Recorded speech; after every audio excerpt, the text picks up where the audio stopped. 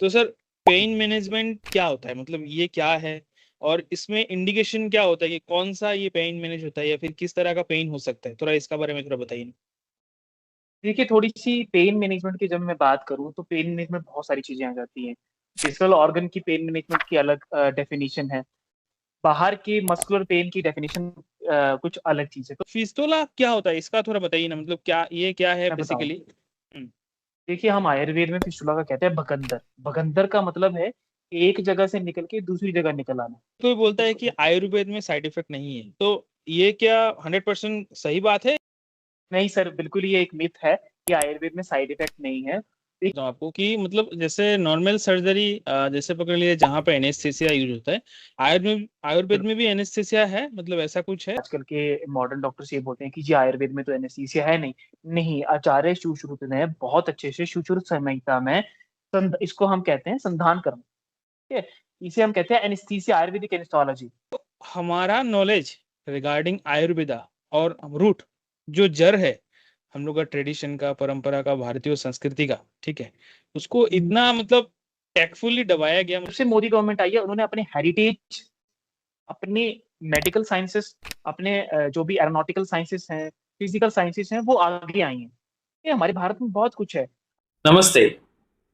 Welcome to SSF talk. क्या आप जानते हैं आयुर्वेद में भी आपका पेन मैनेजमेंट एंड सर्जरी का पॉसिबिलिटी होता है। आज हमारे साथ है डॉक्टर मोहित साधु, जो एक एक्सपर्ट आयुर्वेदिक प्रैक्टिशनर है और वो पेन मैनेजमेंट एक्सपर्ट है।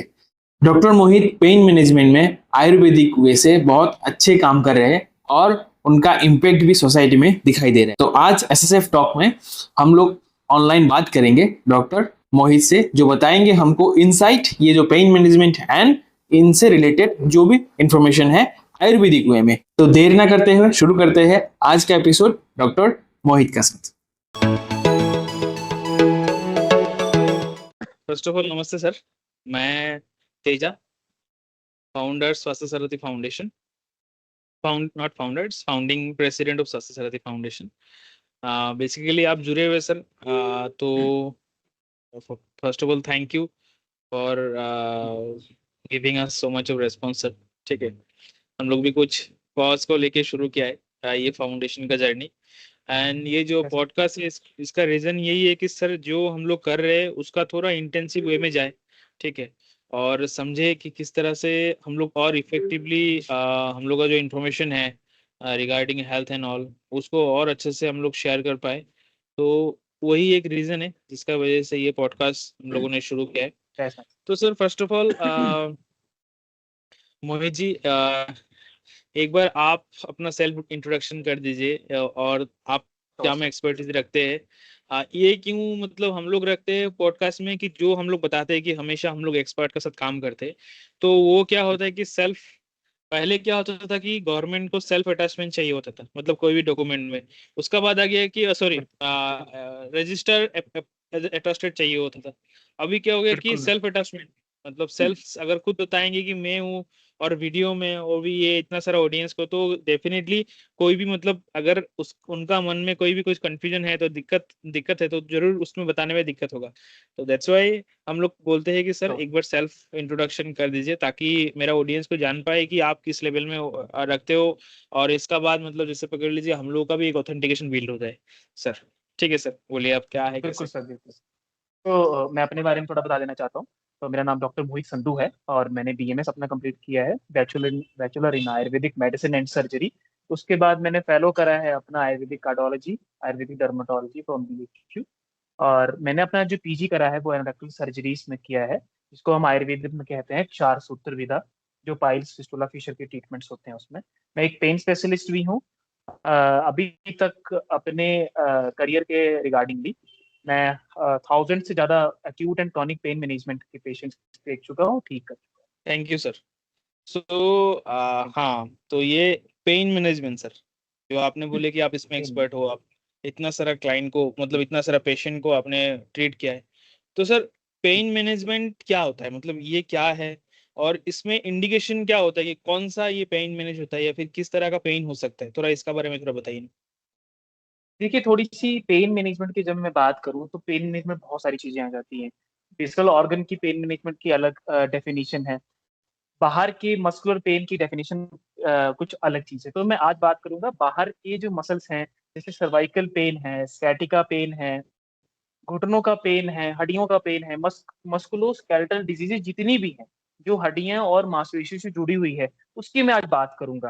तो इसमें अधिकतर लोग, मैं देखता हूँ कि बहुत सारे लोग मेरे पास आते हैं, वो पेन किलर पे हैं, स्टेरॉइड्स पे हैं, एंटीबायोटिक्स पे हैं। बेसिकली मैं इन चीजों को ज्यादा एब्लक्ट नहीं कर रहा, लेकिन मैंने ज्यादातर ये देखा कि स्टेरॉइड और पेन किलर खाने वाले जो लोग हैं, कि किडनीज पे बहुत ज्यादा साइड इफेक्ट पड़ रहा है, उनके लीवर पे बहुत ज्यादा साइड इफेक्ट पड़ रहा है, उसकी वजह से दिक्कत ज्यादा आ रहा है।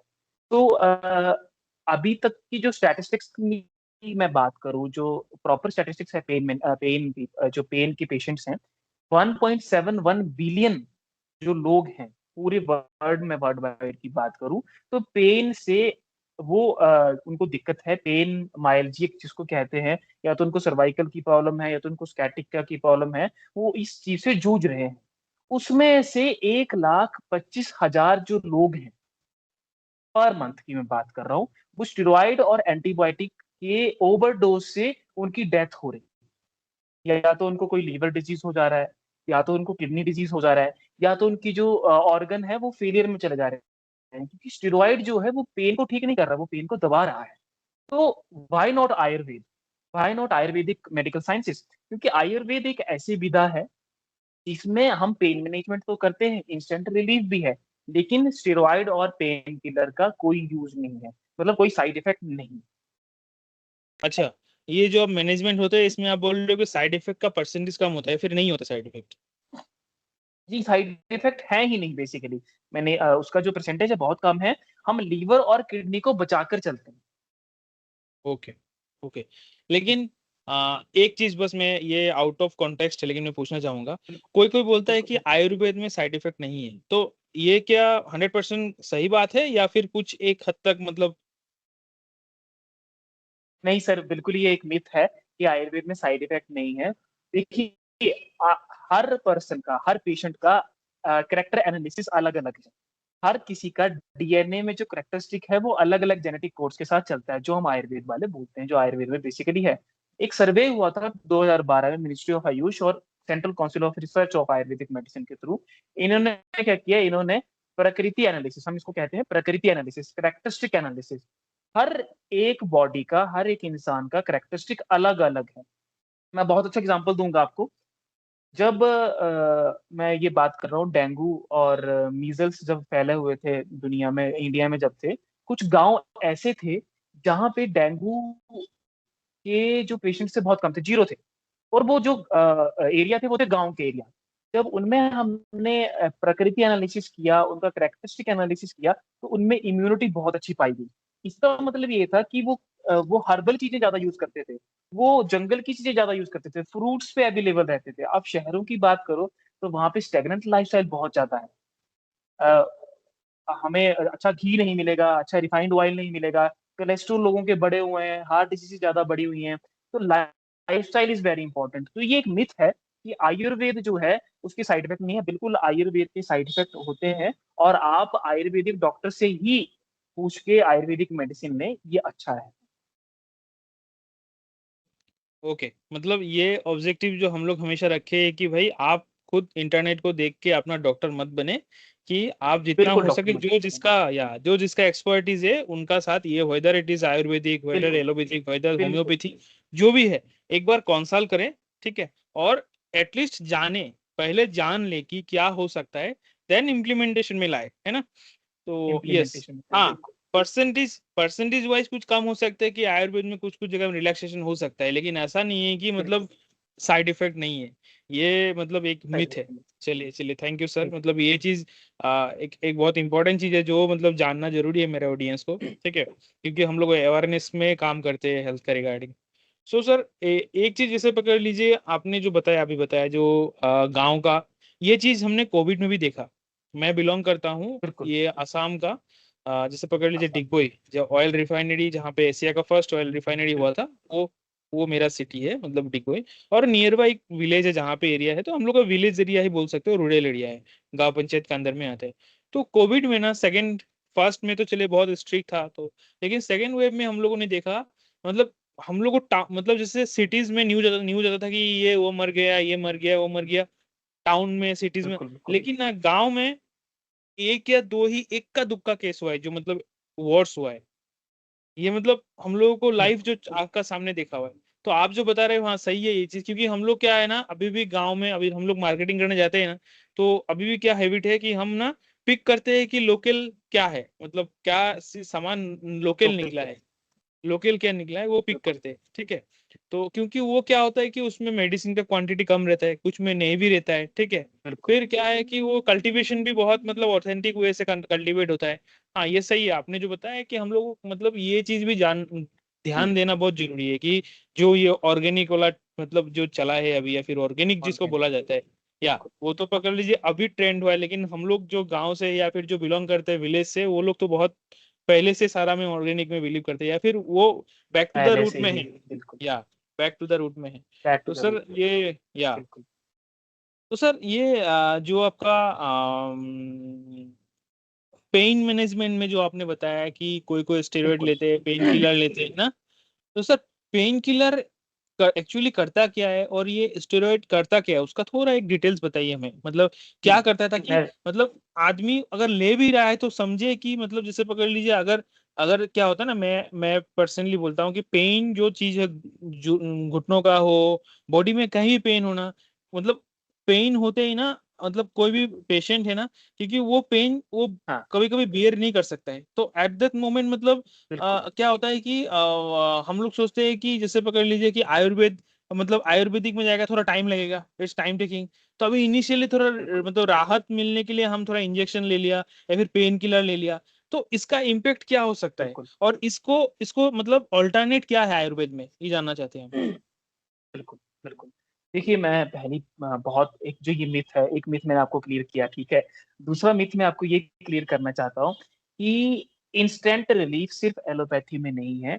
मैंने बहुत सारे पेशेंट स्कैटिका में, जैसे स्कैटिका आप जानते हो जिसको हम हृदयसी कहते हैं, नस ब्लॉक हो जाती है, उसमें मैंने 15 मिनट्स में पेशेंट को रिजल्ट दिया है। हमारे आयुर्वेद में एक आचार्य हुए हैं, उनका नाम है Sushruta. He is the father of surgery, सभी जानते हैं, आप भी जानते होंगे शायद। उन्होंने एक बहुत अच्छी एक नॉन इन्वेसिव ट्रीटमेंट डिस्कवर किया, डेट इज कॉल्ड अग्निकर। अग्नि का मतलब होता है हीट, कर्म का मतलब होता है प्रोसीजर। उन्होंने एक पेन की बहुत अच्छी डेफिनेशन दी, एक बहुत अच्छा श्लोक है कि लिगामेंट, बोन, मसल्स में फंसी हुई जो बात है, एक्चुअली क्या है, हमारी बॉडी में तीन चीजें हैं, बात, पित्त एंड कफ। बात जो है वो आपकी बॉडी में सर्कुलेशन दे रहा है, इंस्पायर कर रहे हो, एक्सपायर कर रहे हो, आपकी टिश्यू में जो ब्लड जा रहा है, और आपके जो मसल कॉन्ट्रैक्ट कर रहे हैं, रिलैक्स कर रहे हैं, दैट इज बात, जो सर्कुलेशन जो भी। पित्त का मतलब है जो कैटाबॉलिज्म एंड मेटाबॉलिज्म जो आपकी बॉडी में है, एंजाइमेटिक एक्शंस हैं, आपके ब्रेन में जा रहे हैं, हार्ट में जा रहे हैं, दैट इज पित्त। कफ का मतलब है जो आपकी बॉडी में सब जितना भी फ्लूइड है, आपके लंग्स में फ्लूइड है, आपकी आपकी ज्वाइंट्स में साइनोवियल फ्लूइड है, जो आपके ब्रेन में सीएसएफ है, सेरिब्रोस्पाइनल फ्लूइड है, वो दैट इज कफ। तो इन बात पित्त कफ के अकॉर्डिंगली हमारी बॉडी चलती है। जब पेन की बात करें तो बात है वह इंपॉर्टेंस रोल, क्योंकि बात जो है वो ठंडा होता है, वो सर्कुलेशन प्रोवाइड करता है, चाहे वो मसल की सर्कुलेशन हो, चाहे वो ब्लड की सर्कुलेशन हो, ठीक है जी। तो जब हम पेन की बात करते हैं तो आयुर्वेद में पेन की बहुत बड़ी डेफिनेशन, पेन होता कैसे है और नर्वस टिश्यूज तक पेन कैसे पहुंचता है, क्योंकि आप किसी भी गर्म चीज को टच कर लेंगे ना, तो आपको एकदम से स्टिमुलस आया, हम पढ़ते थे सारे की टच कर लिया तो नर्वस टिश्यू में एकदम से फ्लिक्च हुआ। लेकिन जो हमारे आचार्य चरक हैं, फादर ऑफ मेडिसिन है, उन्होंने स्टिमुलस का, जैसे आप कोई टच करते हैं या कोई चीज टच कर रहे हैं, वो हमारे नर्वस टिश्यू तक, हमारे सेलुलर लेवल तक, हमारे बात पित्त कफ को कैसे डिस्टर्ब करता है, बहुत अच्छे से बताया, ठीक है। तो ये समझना बहुत इंपॉर्टेंट है कि बेसिकली हमारे आयुर्वेद में पेन को यही बताया है कि जो हमारी बोन, लिगामेंट, मसल में जो जो बात बढ़ी हुई है, एग्रीवेटेड जो बात है, उसको कम करने के लिए, उसको ठीक करने के लिए हीट देना बहुत इंपॉर्टेंट है, जो कि हमारे आयुर्वेद में एक नॉन इन्वेसिव प्रोटोकॉल है। अब जब मैं पेन किलर की बात करूं, तो पेन किलर क्या करते हैं, पेन किलर आप बेसिकली इम्यूनोसुप्रेसेंट, ये आपकी इम्यून सिस्टम, या जो आपकी लड़ने की क्षमता जो है आपकी बॉडी को, उसको दबा देगा। बेसिकली आपको फील नहीं होगा। एक होता है फीलिंग को दबाना, एक होता है जड़ को खत्म करना। इन दोनों में फर्क है। जो फीलिंग को खत्म कर रहा है वो एलोपैथी है, जो जड़ को खत्म कर रहा है वो आयुर्वेद है। अब जो फीलिंग को खत्म कर रहा है उसमें कॉम्प्लिकेशंस बहुत है, क्योंकि देखिए आपकी जो आपका लड़ने की क्षमता थी आपकी बॉडी की, वो खत्म हो गई। इसमें क्या होगा, जो बाहर से बैक्टीरिया आएंगे, वायरस आएंगे, और जो एनवायरनमेंट की तरफ को आपका जो एक तरह के कोलैबोरेशन होगा, वो खत्म हो जाएगा, और आप डिजीज को ज्यादा प्रोन हो जाएंगे, आपको बीमारी ज्यादा लगेंगी। दूसरी बात, जब हम जड़ की बात करते हैं, जब हीट हम दे रहे हैं, जैसे मैं एग्जांपल दे रहा हूँ, अग्निकर्म है, विदकर्म है, आप गूगल पे चेक कर सकते हैं, मैं भी करता हूँ, प्रोसीजर्स हैं। उससे क्या होता है कि हम जहाँ पे पेन है वहीं पे हम हीट देंगे, प्रॉपर हीट देंगे। उस हीट से वहां की बात जो है वो खत्म हो जाएगी, और नर्वस स्टिमुलेशन ज्यादा इंक्रीज हो जाएगा। Basically we are working on the pain, we are not working on the immunosuppressant. Immune system के साथ हमें छेड़ना नहीं है। तो पेन किलर की डेफिनेशन यही है कि ये एक तरह के आपके जो लड़ने की क्षमता है उसको दबा दे रही है, और आपको पेन फील नहीं हो रहा, लेकिन पेन तो वही रहा, पेन दोबारा हो जाएगा। तो ये पेन किलर की डेफिनेशन। Okay sir.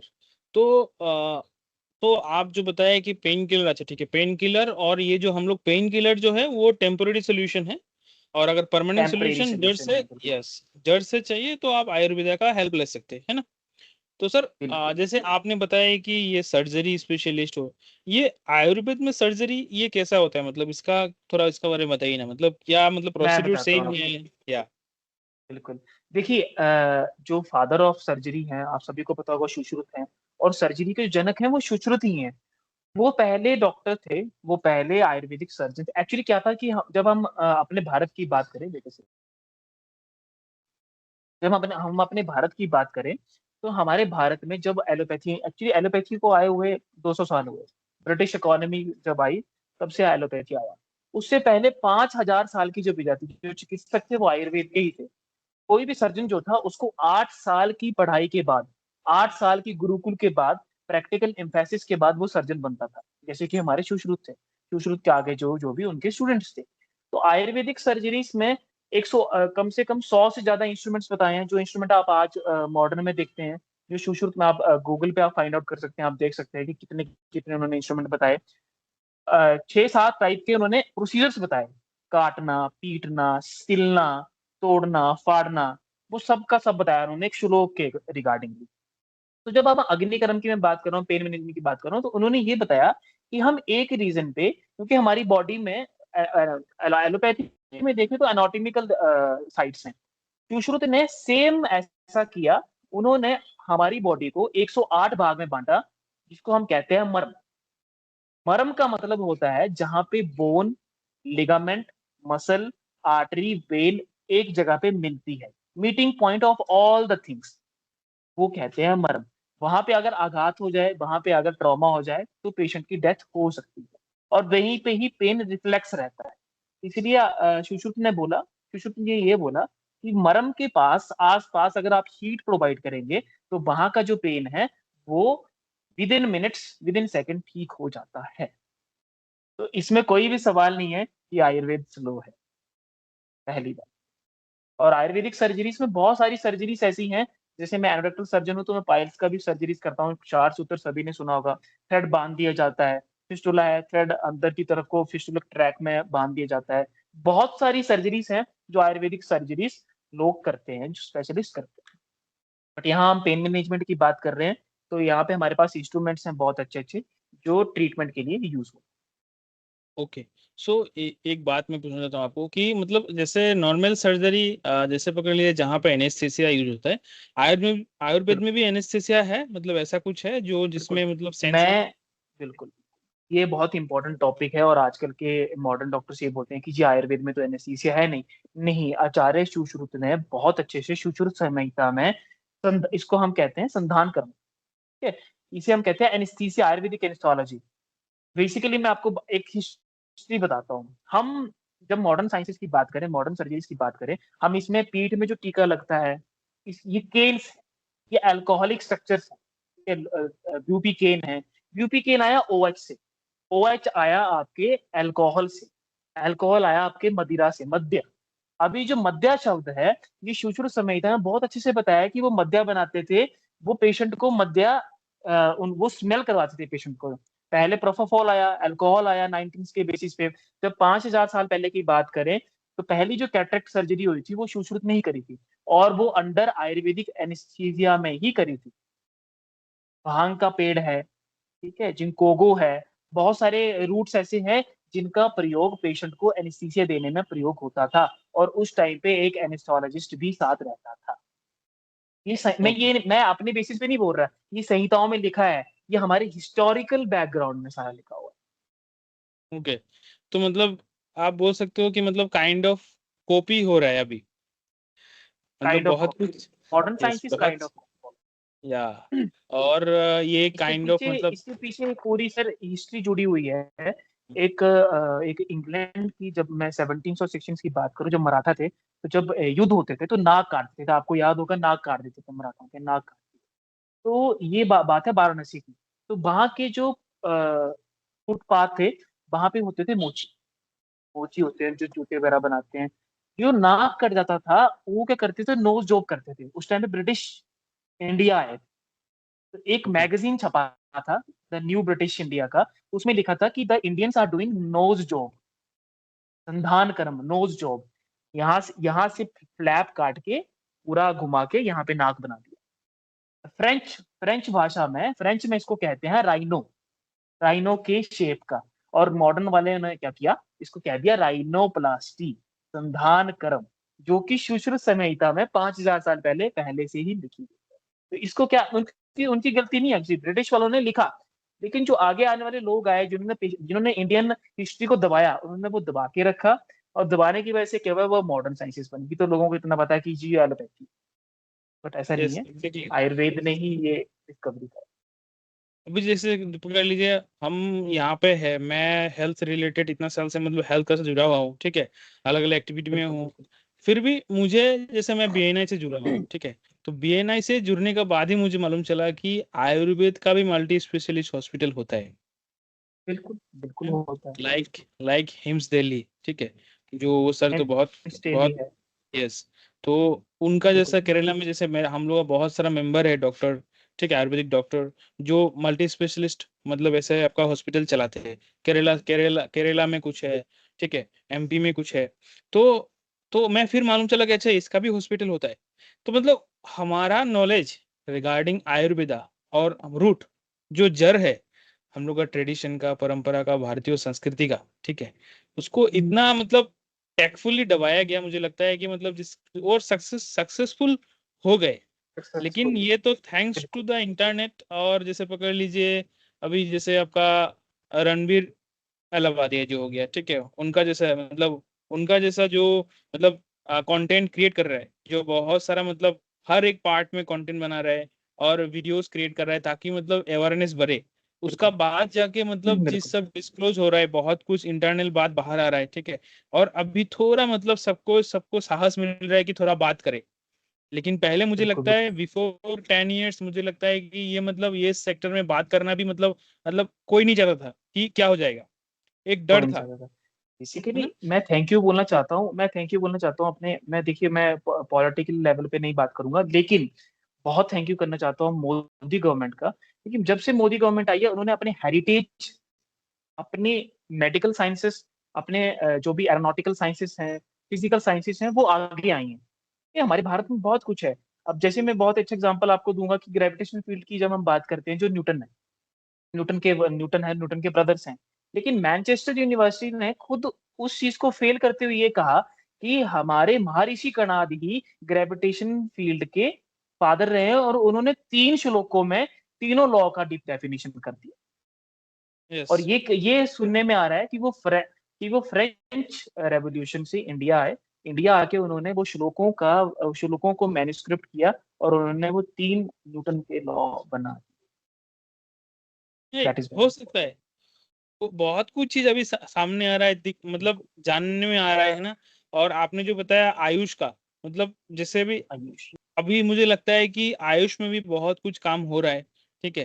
बिल्कुल और मतलब थोड़ा आयुर्वेदिक डॉक्टर्स या फिर बीएमएस डॉक्टर्स हो गया, थोड़ा बहुत मतलब बिल्कुल। सबको पब्लिक मतलब ये इंटरनेट का थैंकफुलनेस बोलिए और ग्लोबलाइज हो रहा है। हमारा यस मतलब ये ग्लोबल इंफॉर्मेशन का मतलब इंफॉर्मेशन जो फ्री हो रहा है अभी, और अल्टरनेटिव सोल्यूशन ढूंढते ढूंढते आदमी मतलब सबको पेशेंट को भी मिलता है कि हाँ ये सोल्यूशन है, आप देख सकते हो ये सोल्यूशन।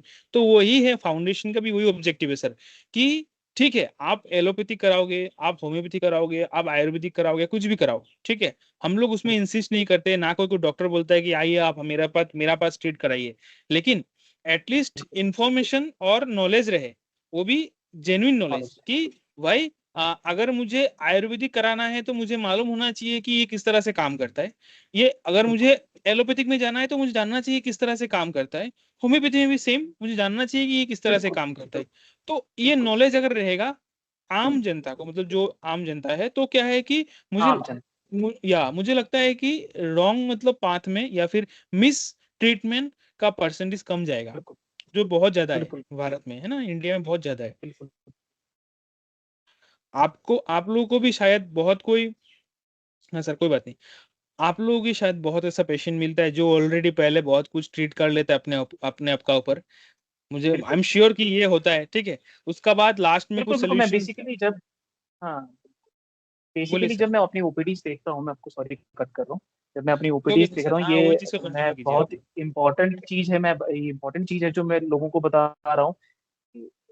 80 to 90% पेशेंट जो है वो, मैं किसी पैथी का नाम नहीं ले रहा, लेकिन हाँ वो मॉडर्न साइंसेस की पैथी से ही खराब होके आता है हमारे पास, और हम कोशिश करते हैं कुछ, कहीं ना कहीं हम उसकी जान बचाते हैं।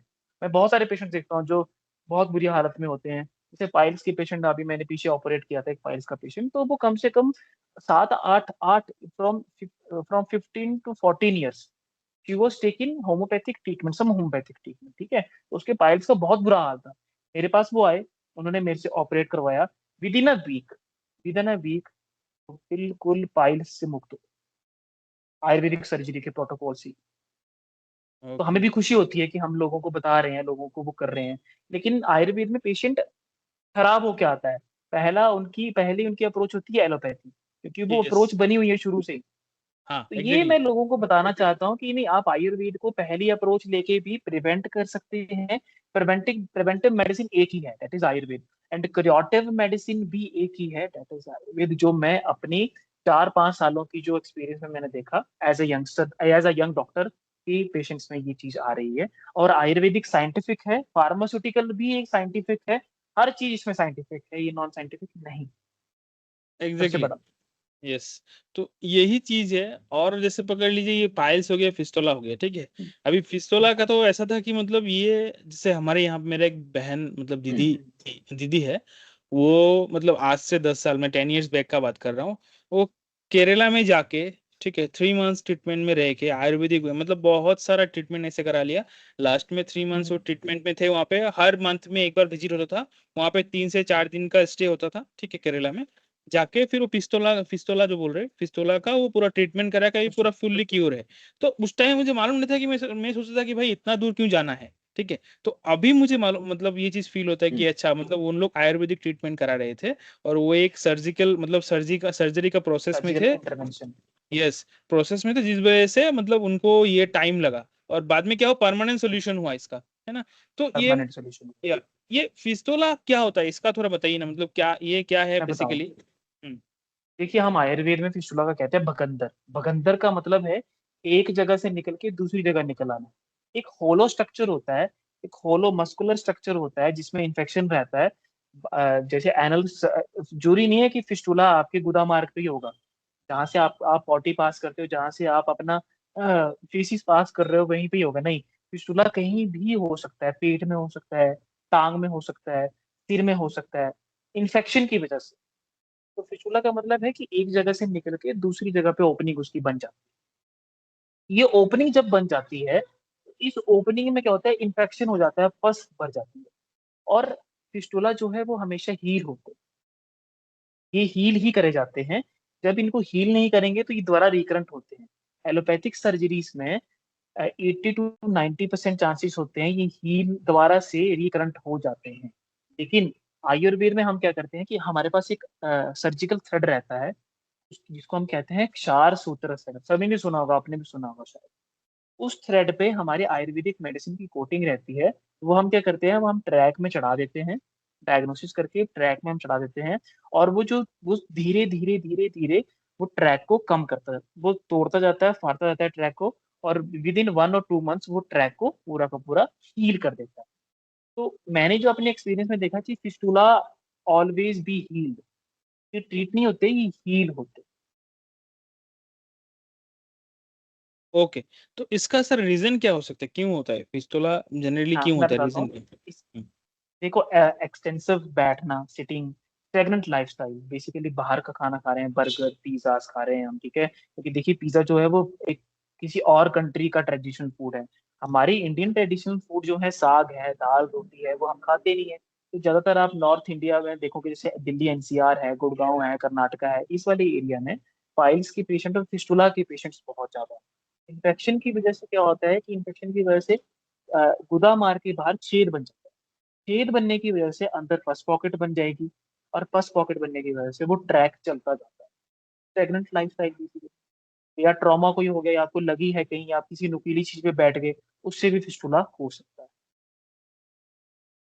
ओके, तो मतलब अल्टीमेटली ये डाइट वाला पार्ट, मतलब खान पान का पार्ट, मतलब हर एक जगह में आ जाता है, क्योंकि मतलब ये बेस है, हम लोगों का बॉडी जी स्ट्रक्चर का बेस है, यस। जिस वजह से ये खान पान को ध्यान में रखना, मतलब हर एक में भी जिनसे भी बात करता हूँ रिगार्डिंग हेल्थ एंड ऑल, तो इसमें थोड़ा बात हो ही जाता है हम लोगों का, ठीक है, क्योंकि यही बेस है। तो ये मतलब मतलब मेरा हिसाब से तो मतलब इसमें सबको बहुत ध्यान देना जरूरी है, ठीक है। पेशेंट भी नी पेन का ही था। ये पेशेंट भी नी पेन का ही था, एक आर्मी रिटायर था। तो आप देखिए, ये भी बहुत, मतलब मैं वो ये बोलता हूँ कि हेल्थ केयर का बहुत बुरा हाल है। अब ये आर्मी रिटायर था पर्सन, और इस पर्सन को क्या था, इसके पास कार्ड है। अब इसका खर्चा ना हो ज्यादा, तो आर्मी वाले क्या कर रहे हैं, इसको स्टेरॉइड पे चला रखा है, एंटीबायोटिक पे चला रखा है, और घुटनों की बहुत बुरी हालत है। और वो बोल रहे हैं कि घुटने बदलवाओ।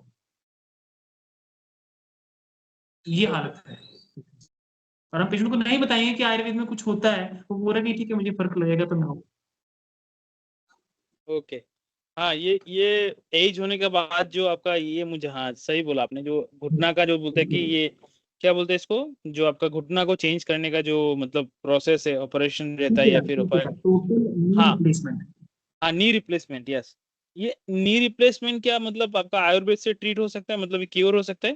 बिल्कुल हो सकता है सर, बिल्कुल। देखिए, 60 से 70% चांसेस होते हैं कि आप घुटना ना बदलवाओ और आप आयुर्वेद से ठीक हो जाओ। बेसिकली ऑर्थोपेडिक सर्जन जो हैं, मैं उनकी वो नहीं करता, लेकिन उनके पास कोई और रीजन नहीं होता, क्योंकि वो भी, उन्होंने भी काम करना है, उन्होंने भी उस चीज से थोड़ा सा बिजनेस करना, क्रिएट करना है।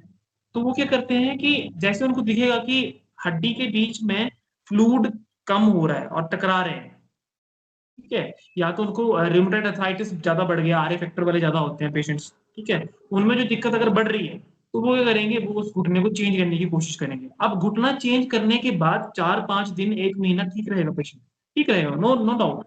लेकिन 3-4 महीने के बाद वो बॉडी, वो जो एक्सटर्नल बॉडी है, जो एक्सटर्नल सिंथेटिक हम घुटना लगा रहे हैं, वो बॉडी एक्सेप्ट नहीं करेगी। और बॉडी एक्सेप्ट नहीं करेगी तो वो वहीं पे स्टिफनेस हो जाएगी, और पेशेंट जो बैठा हुआ था वो बैठ ही जाएगा।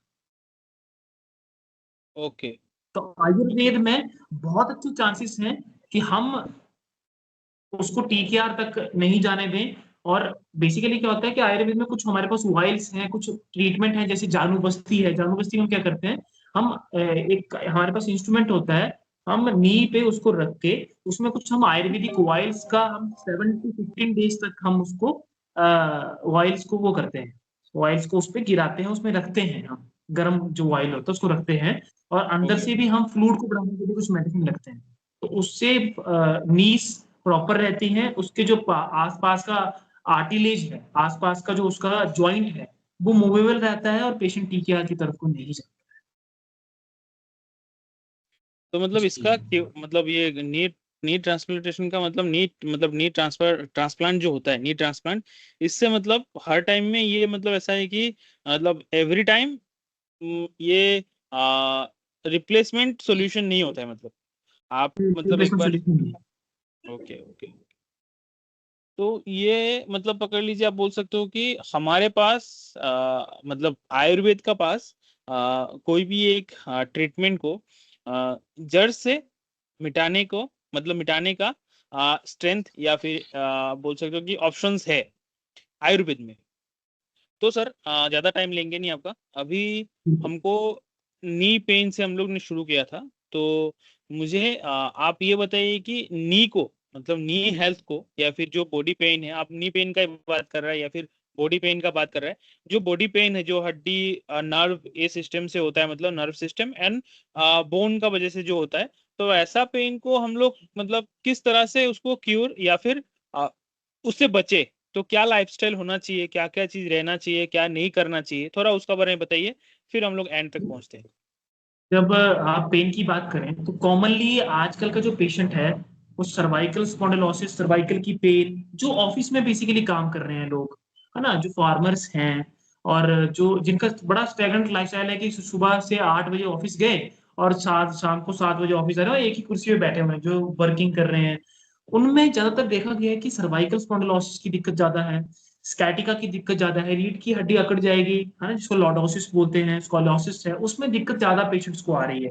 तो मैं सभी को यही रिकमेंड करूंगा कि जब अगर आप ऑफिस कर रहे हैं या ऑफिस जॉब में हैं, तो 8 से 7 जब आप ऑफिस में रहते हैं तो ऑफिस में क्या करा करें कि ऑफिस में आप एक्सरसाइज कर लिया करें, या उसके बेसिकली अडेप्टिव कुर्सी भी आती है, अडेप्टिव एक्सरसाइजेस भी होती हैं, या आगे पीछे एक्सरसाइज कर लें, ठीक है। एक्सरसाइज करना बहुत इंपॉर्टेंट है, मैं इसको कहता हूँ ऑफिस चेयर एक्सरसाइज, जो ऑफिस वाले हैं, क्योंकि मूवमेंट जितनी रहेगी उतना पेन में रिफ्लेक्स रहेगा। अगर क्या होता है कि हमारी स्पाइन वर्सटाइल है, अगर स्पाइन को एक ही जगह रखेंगे तो वो अकड़ जाएगी, और उसमें जो फ्लूइड होता है बेसिकली दबने की वजह से फ्लूइड बाहर की तरफ को निकल जाता है। जब फ्लूइड बाहर की तरफ को निकल जाएगा तो वो जम जाएगा, पत्थर की तरह हो जाएगा, और उसमें जो बेसिकली जितनी भी नसें जा रही हैं, जितनी भी नर्व कॉम्प्लेक्शन जा रही हैं, वो ब्लॉक हो जाएंगे। ब्लॉक होने के कारण सेंसेशन रहती है, हेडेक रहेगा, और बेसिक फिर आप सर्वाइकल स्पॉन्डिलोसिस और स्कैटिका जैसी चीजों से अब आप ज्यादातर परेशान हो जाता है पेशेंट। तो मैं सभी को ये रिकमेंड करूंगा कि स्टेगनेंट लाइफस्टाइल को थोड़ा सा इजी कर लो। 8 घंटे 9 घंटे बैठना जरूरी नहीं है, थोड़ा ब्रेक ले लिया, एक्सरसाइज कर लिया, चेयर पे ही आप एक्सरसाइजेस कर सकते हैं, पूरा पोर्टफोलियो गूगल पे बना हुआ है कि चेयर पे एक्सरसाइज कैसे करना है, ठीक है।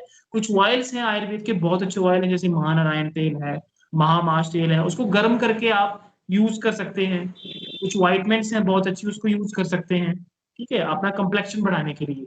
योगा करते रहें, सूर्य नमस्कार है सुबह। मैं बोलता हूँ कि देखो पेशेंट योगा करता नहीं है, बेसिकली आप बोलेंगे कि योगा करो, योगा करता नहीं है, बट आप 5 मिनट भी योगा को देंगे, जैसे सूर्य नमस्कार है, मुंडूकासन है, थोड़ा बहुत रिफ्लेक्स करेंगे अपनी बॉडी को, तो ऑटोमेटिकली हमारी बॉडी जो है वो अडेप्ट रहेगी एनवायरमेंट। यही कुछ चीजें हैं, ज्यादा ठंडी चीज नहीं खानी है, ज्यादा गर्म चीज नहीं खानी है, नॉर्मल फूड हैबिट रखिए, जिससे टिश्यूज और नर्व कम्प्लेक्शन जो है वो ज्यादा अच्छा रहेगा। तो यही मेरी रिकमेंडेशन है sir. Okay, thank you sir, जी आपने इतना टाइम दिया, ठीक है। बिल्कुल डेफिनेटली हम लोग बाद में भी इसका कुछ एक नया मतलब सोचेंगे किस तरह से हम लोग और सब्जेक्ट में बात कर सकते, ठीक है। बिल्कुल sir. Thank you sir. Thank you sir, thank you so much, ध्यान रखिए। या दोस्तों, अगर ये पॉडकास्ट आपको पसंद आया और हेल्पफुल लगा, देन काइंडली शेयर कर दीजिएगा अपना दोस्तों को, अपना फैमिली एंड फ्रेंड्स को, जो भी ये पॉडकास्ट का इंफॉर्मेशन से हेल्प ले सके उन सभी को आप शेयर कीजिएगा, एंड सब्सक्राइब कर दीजिए और हमारे पेज को फॉलो भी कर दीजिएगा। और एक बात, अगर आप लोगों को भी कुछ पूछना है, आपको लगता है कि ये हमें और कौन कौन सा डॉक्टर्स एंड कौन कौन से एक्सपर्ट से बातचीत करने हैं, उनसे इन्फॉर्मेशन लेना है, तो काइंडली हमें कमेंट करके बताइएगा। और जो भी आप लोगों ने सुना है, जो भी आपने देखा है, वो भी आप लोगों को कैसे लगा, काइंडली हमें शेयर कीजिए, ताकि हम लोग अपना ये सीरीज को और ज़्यादा इफेक्टिव कर पाए। हमारे अगले एपिसोड के लिए हमारे साथ जुड़े रहिए और हमें ढेर सारा सपोर्ट करते रहिए। आपका सपोर्ट हमारे लिए बहुत ज़रूरी है। अपना ध्यान रखिए और अपना हेल्थ का ख्याल रखिए। Thank you.